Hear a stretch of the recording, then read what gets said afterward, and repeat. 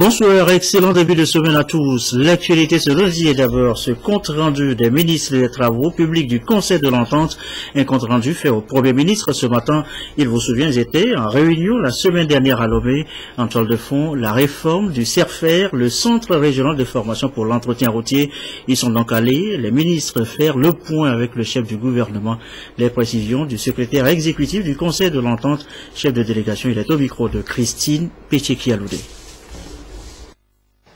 Sont venus faire le point de la réunion que nous avons eue sur le CERFER, monsieur le Premier ministre, pour indiquer comment ce dossier a pu avancer. Un plan de développement du CERFER a été donc adopté par la réunion des ministres en charge des infrastructures des pays du Conseil de l'Entente, et le rapport sera fait au prochain Conseil des ministres du Conseil de l'Entente et au prochain sommet du Conseil de l'Entente. Nous sommes dans une dynamique, la réforme du CERFER. J'insiste sur le fait qu'une convention a été signée avec l'Organisation internationale du travail qui vient appuyer le CERFER pour cette réforme-là. Donc c'est quelque chose de très important. Vous savez, le CERFER forme des jeunes pour le secteur des BTP, des mines et aussi le chemin de fer. Nous allons avoir les métiers du chemin de fer compte tenu de la boucle ferroviaire. Donc il y a des perspectives alléchantes pour les jeunes qui pourront avoir cette formation qui déboucherait sur les emplois. Donc il y a un gisement d'emploi que le CERFER va permettre effectivement de découvrir et de réaliser. Et voilà donc l'audience accordée ce matin par le Premier ministre. Nous l'annoncions en titre tout à l'heure, les relations à plaisanterie des injures ou moqueries sans conséquences fâcheuses entre ethnies voisines ou clans familiaux. Eh bien cette pratique typiquement africaine retient l'attention depuis ce matin des spécialistes des sciences humaines et sociales. En filigrane, des interrogations, comment par exemple cette pratique endogène peut-elle contribuer au développement de l'Afrique? Comment peut-elle contribuer à résoudre des conflits sur le continent? Question au centre de cette rencontre d'enseignants-chercheurs réunis par l'Institut régional d'enseignement supérieur et de recherche en développement culturel, IRES-RDEC, et le laboratoire d'analyse d'histoire sociopolitique de l'Université de Lomé de Douaré, Clarisse Atikle. Face au bouleversement que créent les conflits intercommunautaires en Afrique et qui font des milliers de victimes au sein des populations, les chercheurs africains veulent s'appuyer sur des valeurs culturelles ancestrales pour contribuer à enraciner la culture de la paix et renforcer la cohésion sociale. L'une de ces valeurs est la pratique des relations à plaisanterie, une pratique sociale typiquement africaine qui autorise les membres d'une même famille ou de certaines ethnies à se moquer ou à s'insulter entre elles, et ce sans conséquence.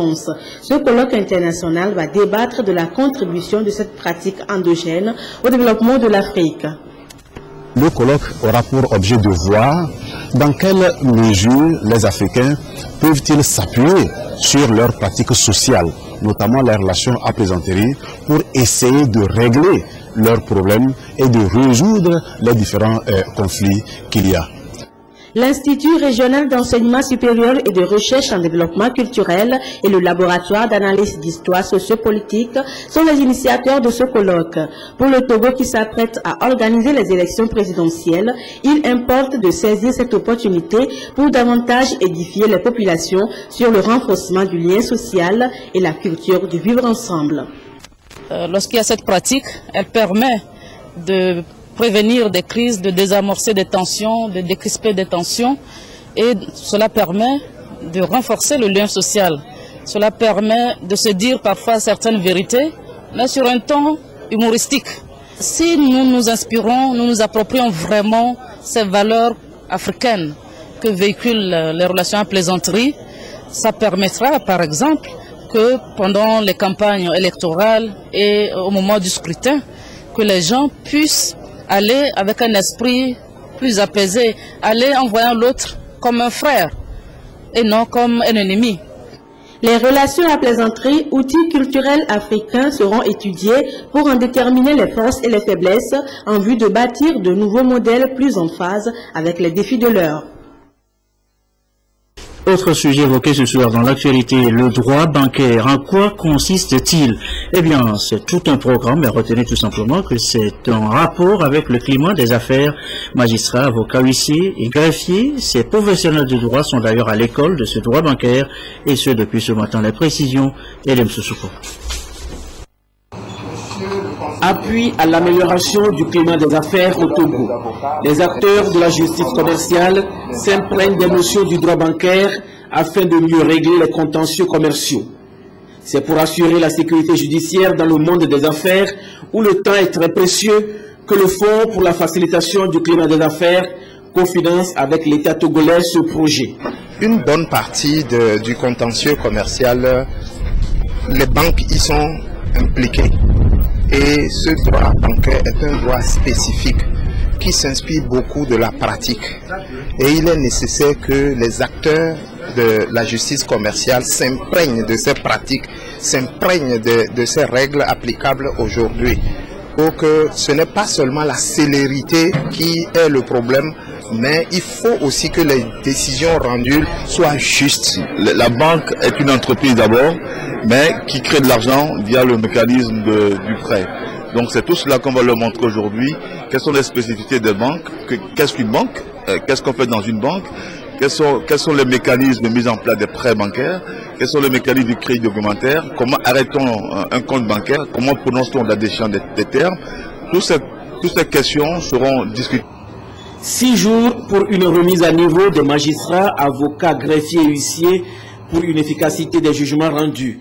La formation portera sur des thématiques clés relatives aux activités de crédit et de prêt, l'obligation réglementaire prudentielle et le droit bancaire.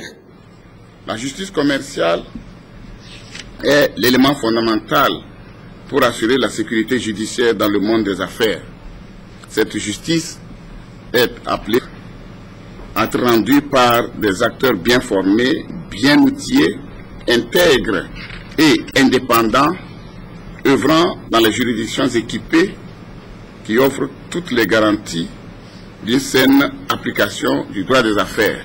Voilà qui doit rassurer les investisseurs quant à la capacité de notre justice commerciale à répondre aux exigences de la pratique des affaires.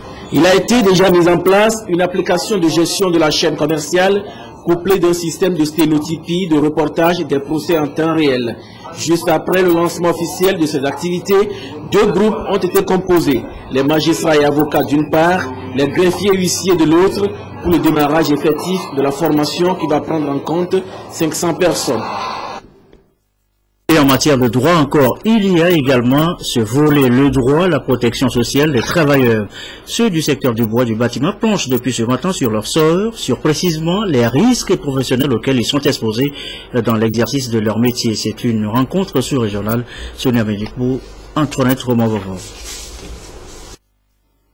Le secteur du bois et du bâtiment est l'un des domaines les plus importants de l'activité économique en Afrique de l'Ouest. Ce secteur est souvent très dangereux de par ses conditions de travail.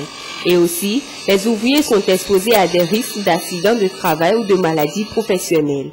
Depuis, l'OIT a mis en place des dispositifs législatifs en vue de sécuriser les travailleurs. Il est donc question à travers cette rencontre sous-régionale d'échanger sur la situation des travailleurs du secteur afin de relever les défis communs en lien avec le droit à la protection sociale. Nous avions l'obligation de redéfinir, d'abord de faire une analyse contextuelle de la situation dans nos différents pays, de redéfinir de nouvelles stratégies et de voir quelles sont les stratégies à rassembler ou bien à réunir pour pouvoir mobiliser les énergies, tant au niveau des organisations syndicales que de la société civile, afin de faire respecter les droits liés à la protection sociale des travailleurs. 5 pays participent à cette rencontre sous-régionale, dont le Togo. À l'issue de cet atelier, ces acteurs mettront en œuvre des stratégies adéquates pour l'amélioration des conditions de vie et de travail dans le secteur. De 20h10, l'autre titre de l'actualité ce soir, la révision des listes électorales. La zone 3, la dernière, a entamé les opérations ce lundi. Direction 2 grandes villes dans cette zone, Kara et Dapan. Kara tout d'abord, l'opération en ce premier jour, Kara puis Dapan, Nestor Mouzou, Désiré Aloy et nos bureaux sur place. Le processus de révision électorale a amorcé son dernier virage. L'opération a démarré ce matin dans la dernière zone, la zone 3. La COSA se situe dans cette zone. Cette préfecture compte 177 centres de recensement de vote.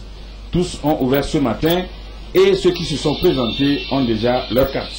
C'est pour la première fois. Je suis venu pour m'inscrire pour les votes. J'ai 21 ans. Cette année, je suis venu pour m'inscrire parce que je n'avais pas le temps. Le patron ne m'avait pas donné le temps d'aller. Cette année, il m'a libéré. Maintenant que moi j'ai ma carte, je suis content d'avoir la carte. Parce que les cartes là, ça nous servit à voyager, à faire tout. Ça fait la deuxième fois. J'étais aussi, maintenant je suis à Kara. Je suis venu recenser parce que je dois faire la carte pour voter. Dans les centres de recensement, les agents sont tous présents. Mais dès ce premier jour, certaines difficultés ont été rencontrées. Dans notre service, l'opération a commencé bien, juste après l'ouverture à 7 h, avec la présentation des membres. Il y avait aussi des gens qui nous attendaient devant. Et on a commencé par les recenser et leur livrer leurs cartes. Mais la plupart des cartes, c'est les duplicata souvent et les transferts. Bon, les problèmes pour le moment auxquels nous sommes confrontés, d'abord c'était le problème de l'alternateur, mais on a pu résoudre ça à notre niveau. Le deuxième point, c'est l'imprimante qui fait des problèmes imprimes. Ça, c'est ça qui nous gêne actuellement. Et on a pu surmonter au moins, c'est les techniciens, les OPS, ils sont là. Ils ont fait de leur mieux, au moins pour faire sortir au moins 18. Comme c'est le premier jour, on attend pour voir.